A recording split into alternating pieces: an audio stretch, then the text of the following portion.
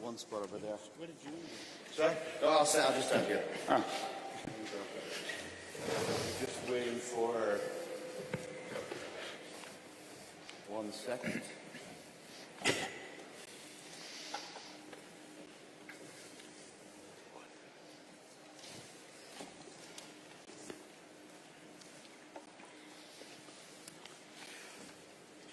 We're just waiting for Dan, who's getting mic'd up, but I might get started and pick up on, I guess, for me, one of the elephants in the room.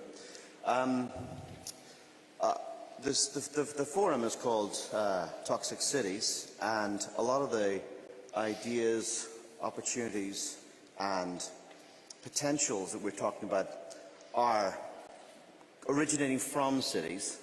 And I wonder whether in conversations about the role of the public sector, stroke government, do we need to, in Australia, start taking our cities more seriously as single entities? We have local governments and we have cities made of 30 or 40 of them. We have states. Do we need to have something like a kind of a Greater London Commission or that sort of thing where, because it seems to me the things that we're talking about need a bit of help. They need a bit of, whether it's funding, regulation, both, or whatever, they need a bit of help. Do we have, first of all, a kind of a government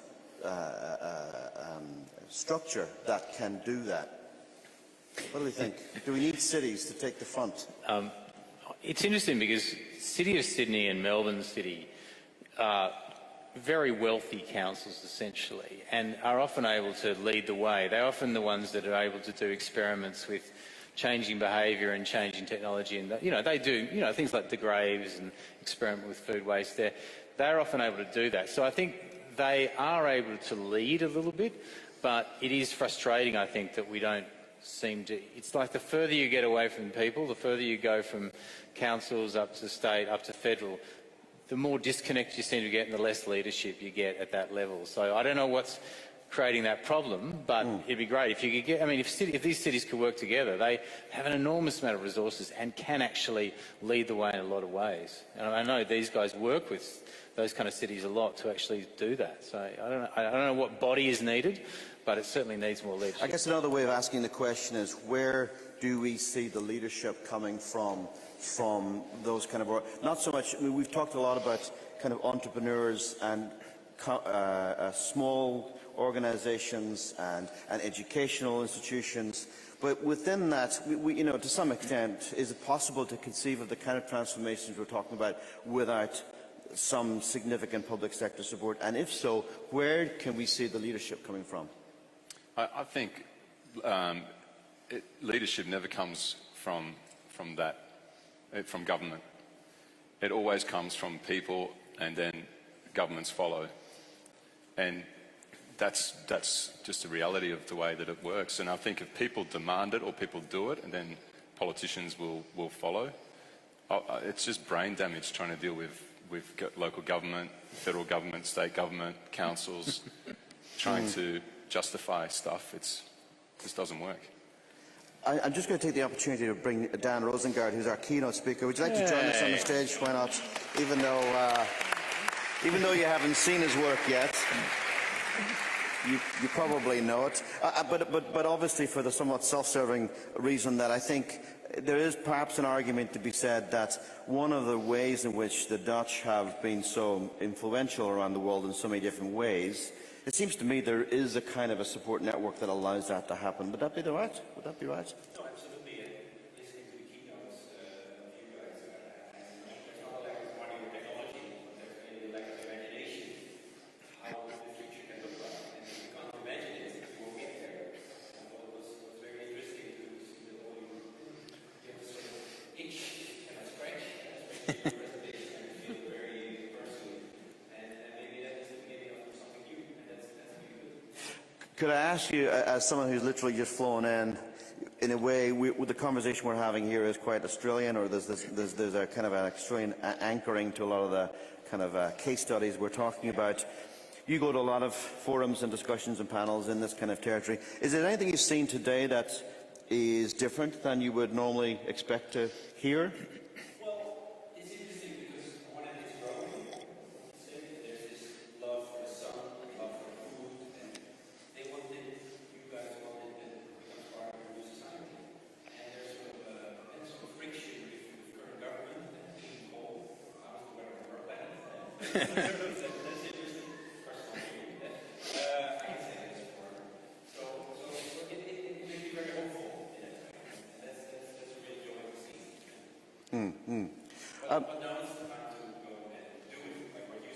Yeah. Well, Ross, can I bring you in there? Because you had a slide and you said, you know, we have the technology and we have the creativity. But at the same time, you know, if you listen to the morning radio, it can be very easy to get very downcrest that there's so much terrible stuff goes on. So what is the missing ingredient? If we have all these amazing technologies, and you know, we can point to this happens in California, or this happens in Berlin, or this happens elsewhere, and here, and in Australia. We have the creativity. What is the thing that's holding us back? My understanding is that Australia is one of the most over-governed countries in the world, with a local councils, state governments and a federal government. I don't think it really matters where the leadership comes from. I think that we need some leadership. You know, it's like there's no vision from the government, and a lot of local councils in Melbourne have strategies for going zero carbon, but they're not doing anything about them. And, you know, they don't necessarily have the power to do anything about it. The City of Melbourne put out a zero carbon report in 2002, and they've just issued a revised one. And, you know, it basically states a whole bunch of initiatives that they advocate for, but, like, you know, advocating for things is not enough. And it's like, we need a vision, we need a strategy, we need an implementation plan, and we need to do it. And then we need to monitor it and measure it and continue to improve on it. Mm-hmm. I mean, I guess the flip side to that comment is then if we say, okay, let's not look to leadership from our politicians so much, then what role has the market got? Oh, I'm not saying that we shouldn't look to the government for leadership. I just think that the government isn't leading. And it's like, you know, right now, who do you vote for in the election? You know, it's like either way we lose.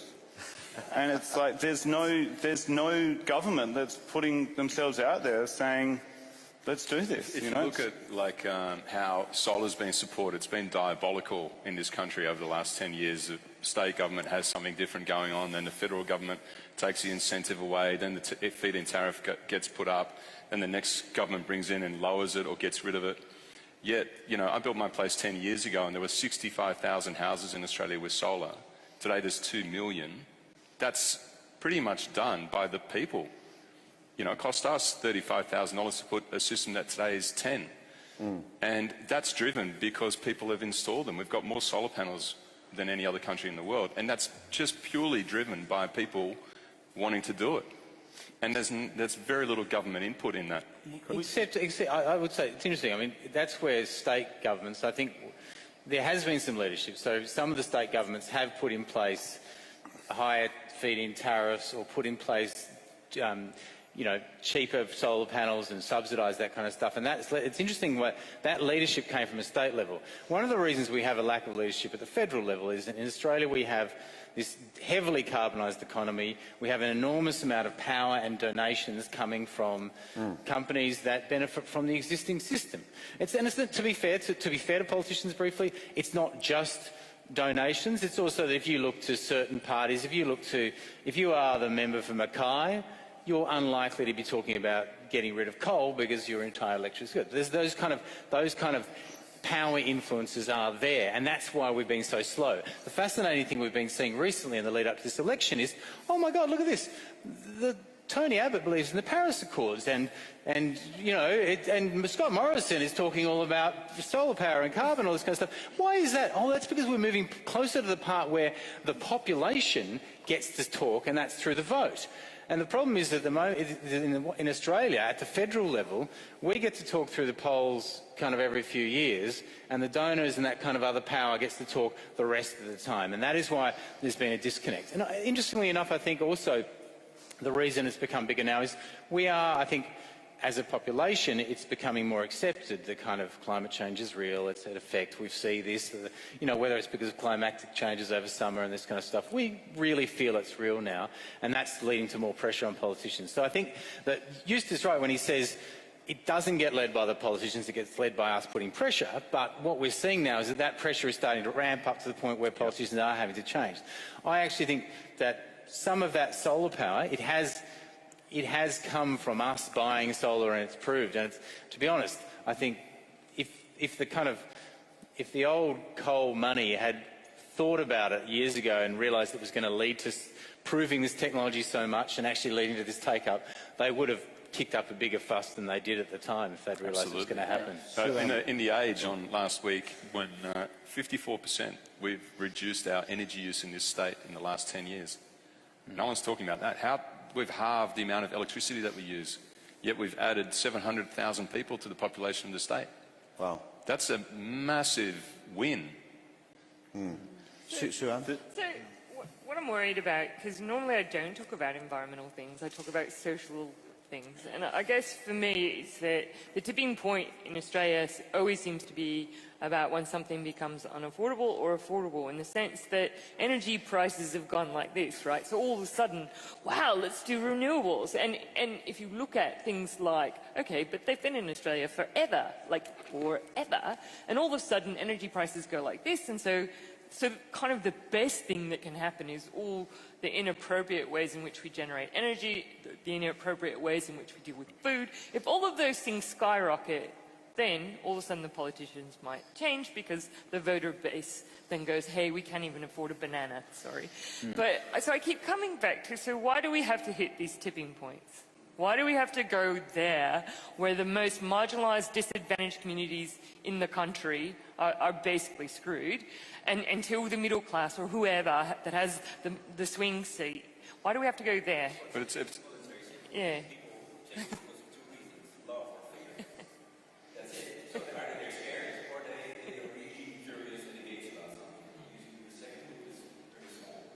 It's interesting, this thing about love or fear, because one of the things that seems to have cropped up, not least with the 16-year-old brave girl who's out there, leading the charge, is this question of an emergency, right?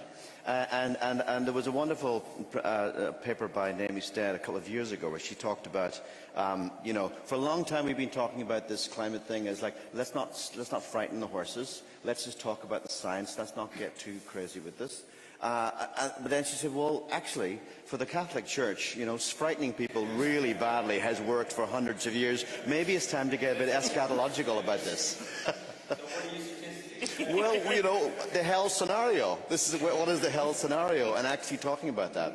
I also think, like, with plastic as a classic example, you see the problem, so you're aware of it and you want to do something about it. I think the countries like Holland is a classic example. We left in '82 and it was just acid rain, canals were dying, fish were dying, all the roadsides were sprayed. It was a polluted country. Yes. And we went back in '87, it was worse, and then in '93 I went back and it was like a new country. It just got to the point where the population said, this is enough. They banned all these chemicals, And I think, it's about politics, it's about money, but it's also about that people wake up. It's a visual. When you present and say, okay, we have a right for clean air, or we have a role in clean air. Yes, yes.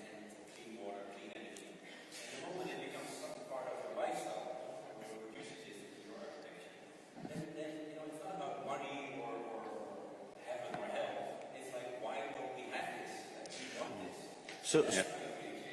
So then a question, I guess, that comes from that is that, okay, we can imagine a scenario where you see the shores full of plastic, or you see the evidence of pollution, very explicit, it catalyzes things. But what about when the pollution is a bit less visible or less obvious? How do we get into that communication mode? Because it does seem to be sometimes about communication. Bonnie, if I could bring in you in here, around food production and land use, I was staggered. As someone who has been following generally climate and environment for many years, only recently to discover the impact of land use change and forestry. Look up LULUCF, because it was new to me. The amount of of impact it has had in Australia, of the mass clearing of forestry and vegetation in the last 10, 15 years, in some ways overshadows all our conversation around carbon emissions. And this, in part, is to do with food, isn't it? Absolutely. And if we can't produce enough food, there's no point in being here anyway. You know, there's no opportunity. But I guess, you know, it is out of sight, out of mind. You know, it's not something, you know, our food aren't grown in our cities like they used to be. Our cities are built in waterways because that's where our food could be grown.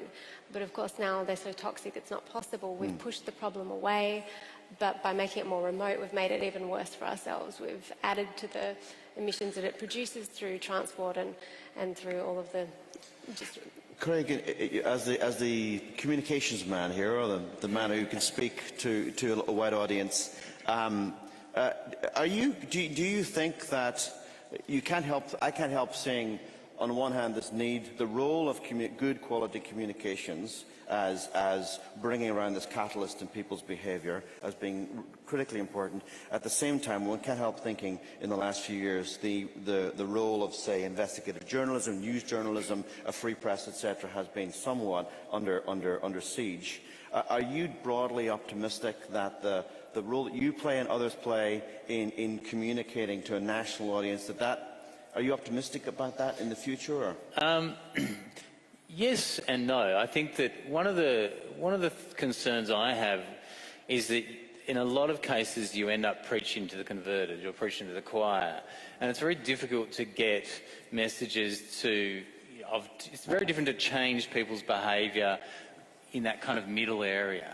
And it's interesting, you know, a great example of Breathe. Breathe has created their own model and kind of totally done this incredible thing to change the way we do our buildings and to make these amazing buildings. And that's fantastic because they've shown that it can be done, and it's great in the sense that, they've shown it's being done.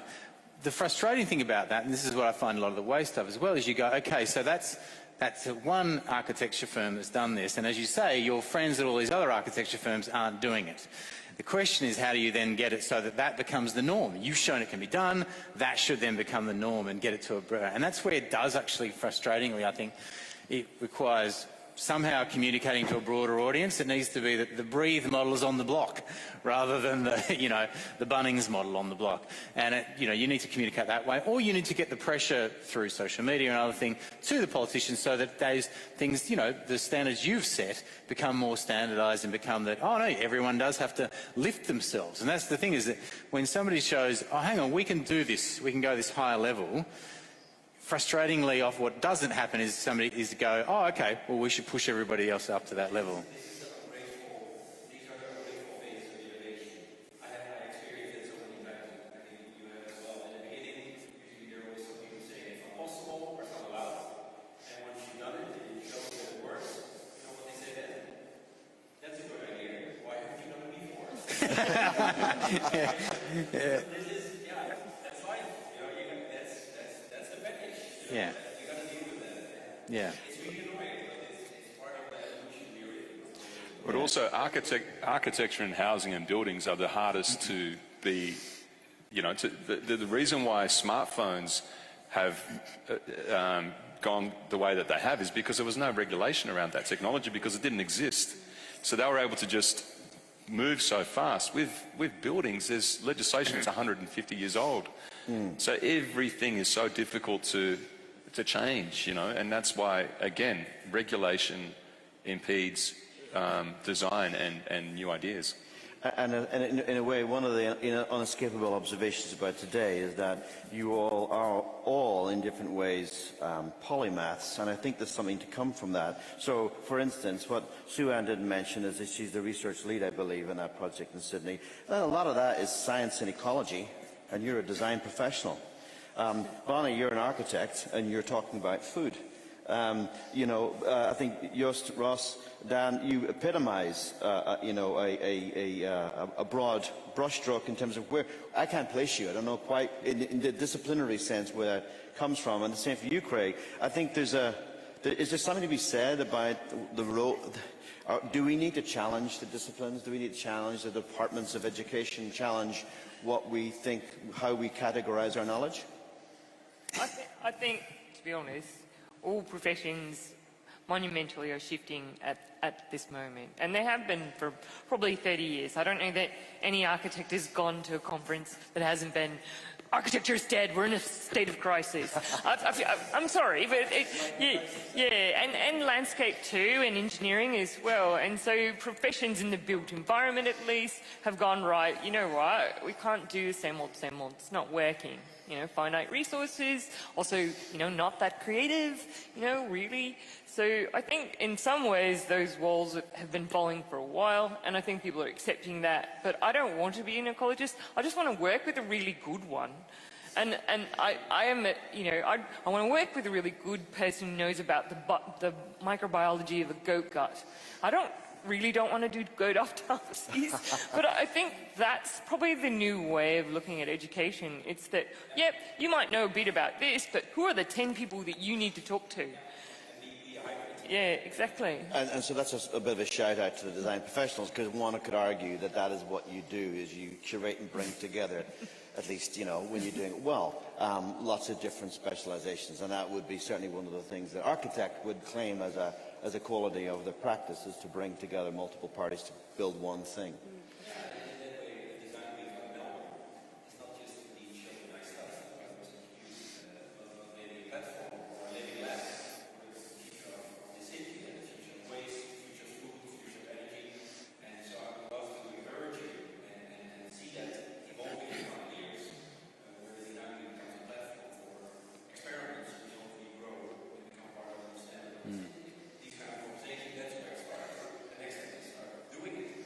But I think it is the case that you do need cross-discipline. You need people to be getting together, because it's, as I said, you often go, oh, this is a problem, and you go, oh, here's the technological solution, it's already there. Why is this not actually... And when you talk about Design Week, design, part of it is that first designing the object or looking at the problem, but then part of it's also then looking at the economic side and looking at the political side. Why do these ideas not get... And also, to be honest, behavioural, like understanding the psychology of change in people is a huge part of it. There's so many... As you know, the amazing thing about what you were talking about today is meat, and the fact that we are constantly told that meat is... it's very bad for our health. Giving us cancer, that kind of thing. It's incredibly bad for the environment. It's, you know, one of the biggest emitters and that kind of thing. It has many different negatives and that kind of thing, and yet most of us still eat meat constantly. So you're going to, looking back at that and going, okay, how do you get behavioural change? What is it that's stopping that change happening is quite fundamental. Yeah. And, you know, you cannot...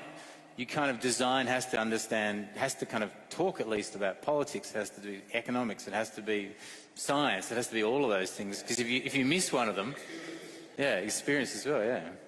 I find it interesting, Ross, that obviously one of the projects you were working on, Central Park in Sydney, on the one hand, obviously, it's a big hairy beast. It's a big development on a very kind of premium bit of land in Sydney.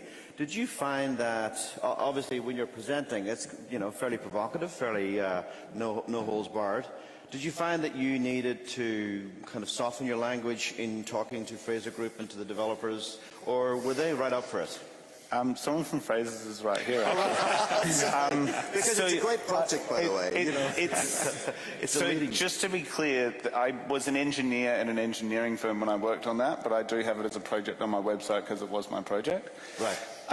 So I used to work for a company called WSP, and as a 22-year-old graduate, that was my first project, a 250,000 square metre site with 11 buildings on it. And yeah, I used to wear a suit. I used to go to meetings and, you know, write memos and write reports and, you know, get people to check all my calculations and do everything in an extremely formal sense.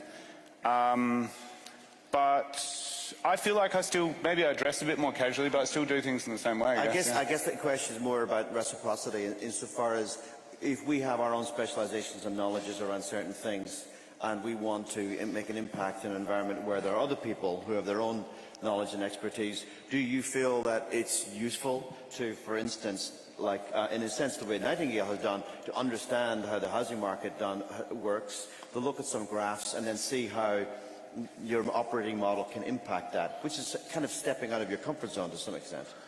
So my view is that if we, there's a lot of people in sustainability that talk about the fact that the system's broken and that we need to completely change the system and move on to blockchain and all kinds of things. And then there's a lot of people that are just trying to do as much as they possibly can within the current system. So my view is that if we actually implemented every solution that was currently available off the shelf that's cost effective, that we would get to where we need to get to, and we could do it within 10 years. So to me, that, I don't know if that answers your question, but I'm a firm believer in working within the system, whether that's a city block in Sydney or a ski resort in Switzerland or a house. Generally, there's a lot of things that confuse us along the way. It's like people on houses quite often want a Tesla battery. It costs $12,000 and has no return. But they won't do the 10 other things that they need to do to make the place go net positive. There's waste technology from all over the world that's used all over the place, but it's really hard to convince a developer to install something that's 15 car parking spaces that's never been done before, that generates energy and fertilizer, no matter how much you stack up the numbers. And so, to me, step one is always work within the system, demonstrate the technical viability, demonstrate the financial viability. But I find it's really important to try and do all these backflips to try and help people understand, to try and integrate these things into projects. But for me, it's still never enough. Like 90% of my projects, I hand out a report and people love it at the time. Developers are always underestimating the cost of the project, then they need to rip out costs later, and it's always the sustainability initiatives that get ripped out. And it's like, this is where my head's at the moment, is that let's make it mandatory. It's like, it shouldn't be innovative and it shouldn't be special, let's just make it boring. But in a way, to say make it mandatory, in a way comes back to the original question, which is who makes it mandatory, by what authority? State government, I guess. Yeah. So, I mean, I think it would be great to say everyone could align and, the federal government comes up with it, but City of Melbourne doesn't have enough power. And, when I look at the way that all the local councils review these sustainability reports that we submit, they don't have the time or the technical capacity to fully understand them.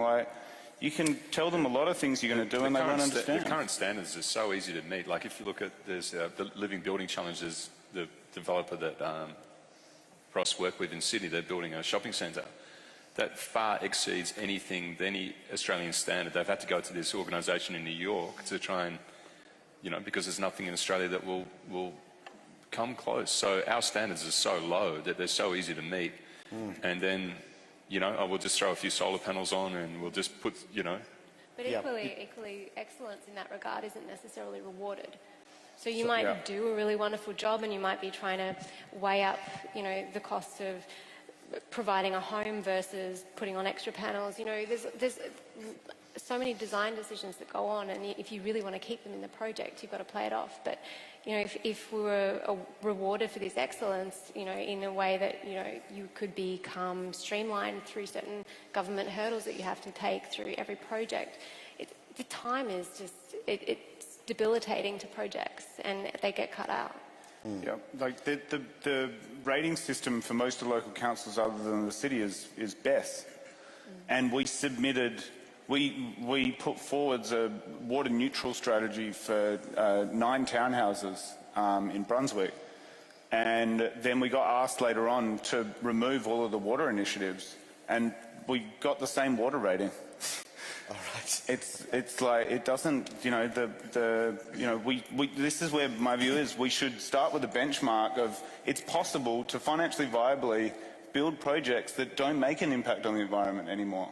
And we should start there and then justify any reason why you can't meet that. Not do absolutely as little as possible and profit from it. Yeah.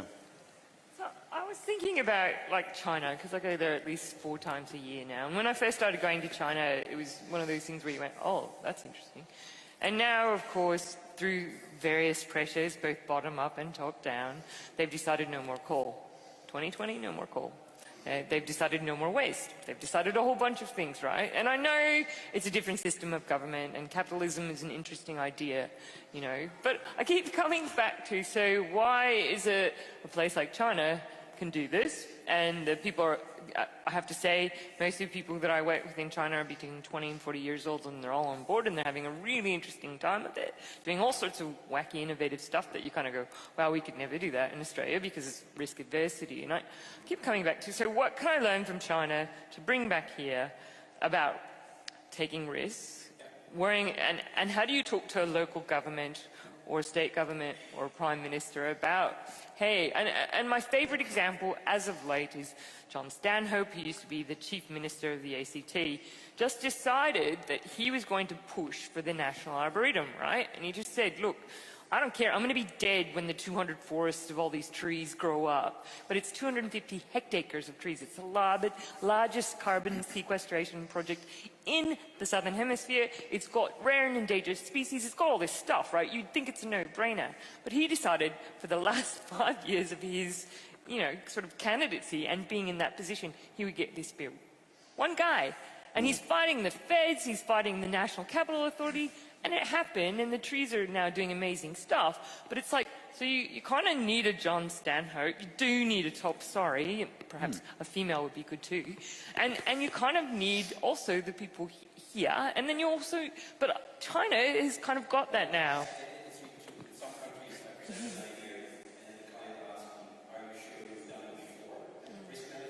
Yes.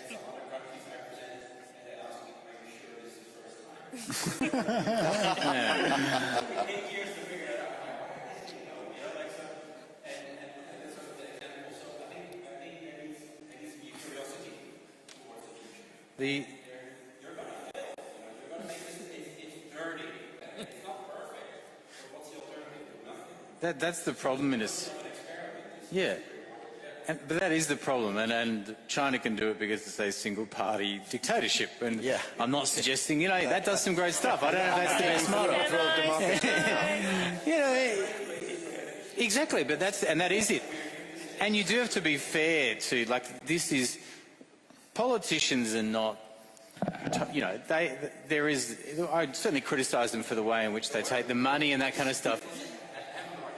Yeah. No, but there is a risk aversion. There's a risk aversion in Australia, and there's a risk aversion in democracy, and you can see why people actually do it. I mean, let's look at plastic bags, for instance, right? Woolworths took the strange step of, well, surprising step actually, of saying we'll go to the kind of 15-cent plastic bag model around Australia, even in the states that don't have the legislation. We'll do it ourselves, right? And that shocked me because I'd spoken to them for a long time beforehand, and they were like, we'll never do it unless the government tells us to do it because we don't want to take the blame for it, we don't want to do that. So they kind of took a step there, and luckily Coles followed them in the steps. So the businesses went, we'll go out and do this, right? Let's see what actually happened once they tried to institute it. They got hammered constantly through the press. The whole east coast of Australia lost their minds about it. And we all, oh my God, how will I possibly eat without a plastic bag to carry it home? You know, things went crazy. There were literally articles suggesting it was a human right to get a free plastic bag, you know. And the annoying thing about that, the frustrating thing about that is that then 3 months later it settles down, behaviour's changed, 80% of plastic bags, we've cut down 80% of the use of it. But if I look back at that and I go, next time somebody in the boardroom of Woolworths says, and they also lost market share to Coles because Coles did their whole tricky, we're not going to do it anymore for a while. Next time that happens in a boardroom and they say, let's take the lead on this, let's actually lead on this particular, do you think it's going to be easy to get it through? It's going to be really bloody hard. Yeah. It's going to be hard. And that is the problem, is that unfortunately there is an inertia in our society. We tend to respond, and look, as somebody in the media, I understand how this works. The media tends to highlight the negative rather than the positive in changes. There's a nature to that in media.